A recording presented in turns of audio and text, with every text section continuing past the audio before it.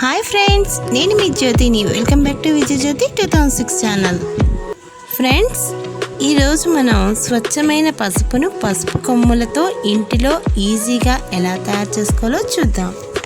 ఇప్పటి పరిస్థితుల దృష్ట్యా ఇంకా ఆరోగ్య దృష్ట్యా చూస్తే పసుపు అనేది మన జీవితంలో ఒక ముఖ్యమైన భాగంగా మారిపోయింది.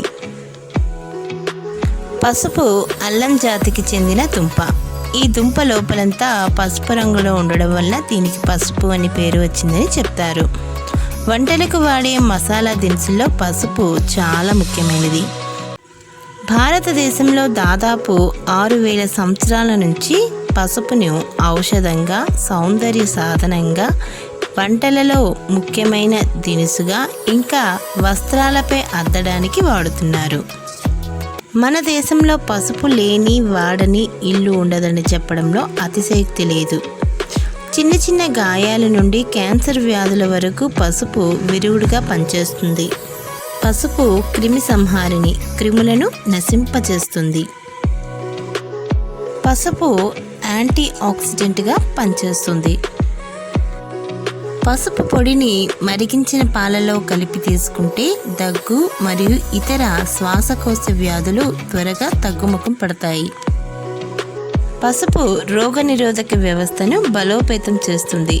పసుపులోని గుణాలు మన రోగనిరోధక వ్యవస్థని పటిష్టం చేసి మనల్ని ఆరోగ్యంగా ఉంచడానికి దోహదపడతాయి.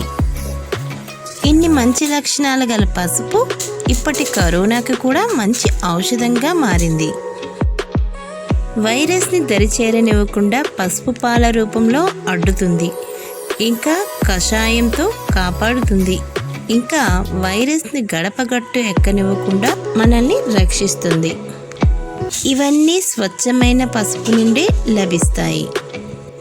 ఆ స్వచ్ఛమైన పసుపు కోసం మార్కెట్లో వెతకడం వలన ఎలాంటి ప్రయోజనం ఉండదు. కాబట్టి మంచి గుణాలు కలిగిన స్వచ్ఛమైన పసుపు ఇప్పుడు ఇంటిలోనే సులభంగా ఎలా తయారు చేసుకోవాలో చూద్దాం. మార్కెట్ నుండి మంచి బ్రాండ్ కలిగిన పసుపు కొమ్ముల్ని కొని తెచ్చుకోవాలి. వీటిని ఈ విధంగా ఒక పెద్ద పళ్ళెంలో వేసుకొని ఒక రోజంతా ఎండలోని బాగా ఎండనివ్వాలి.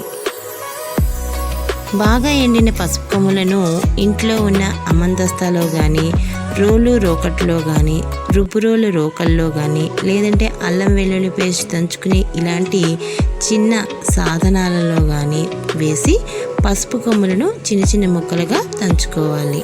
మా ఇంట్లో అయితే అమందస్తా ఉందండి, కాబట్టి నేను ఈ ఎండిన పసుపు కొమ్ముల్ని వీటిలో వేసి బాగా చిన్న చిన్న ముక్కలుగా దంచుకున్నాను.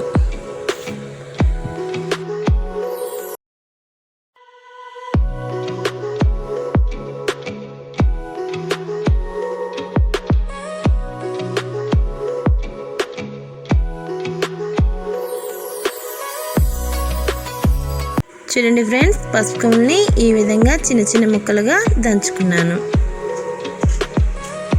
ఈ విధంగా దంచుకున్న పసుపు కొమ్ముల్ని ఇప్పుడు మిక్సీ జార్లో వేసుకుని మెత్తటి పౌడర్గా చేసుకోవాలి.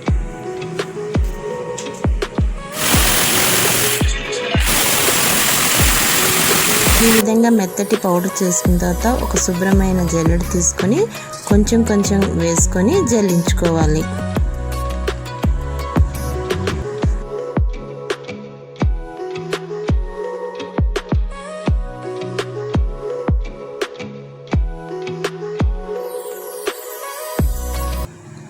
ఈ విధంగా జల్లించుకున్న తర్వాత చివరిగా కొంచెం బరకగా ఉన్న పసుపు మిగిలిపోతుంది.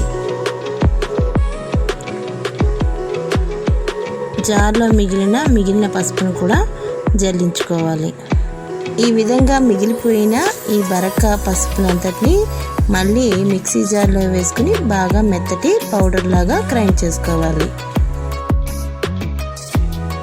మెత్తటి పౌడర్లా చేసుకున్న ఈ బరక పసుపు మళ్ళీ జల్లెడలో వేసుకుని బాగా జల్లించుకోవాలి. ఈ విధంగా బరక పసుపుని మళ్ళీ దంచుకున్న పసుపు కొమ్ముల పొడిలో వేసుకుని మిక్సీలో వేసుకుని మళ్ళీ మెత్తటి పౌడర్ చేసుకోవాలి.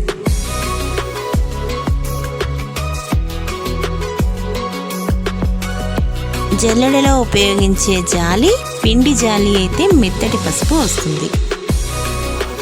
ఫ్రెండ్స్, ఈ వీడియో కనుక మీకు యూస్ఫుల్ అనిపిస్తే మీ ఫ్రెండ్స్కి ఇంకా రిలేటివ్స్కి షేర్ చేయండి. అదే చేత్తో నాకు ఒక లైక్ కొట్టి కామెంట్ ఇవ్వండి. Thank you for watching.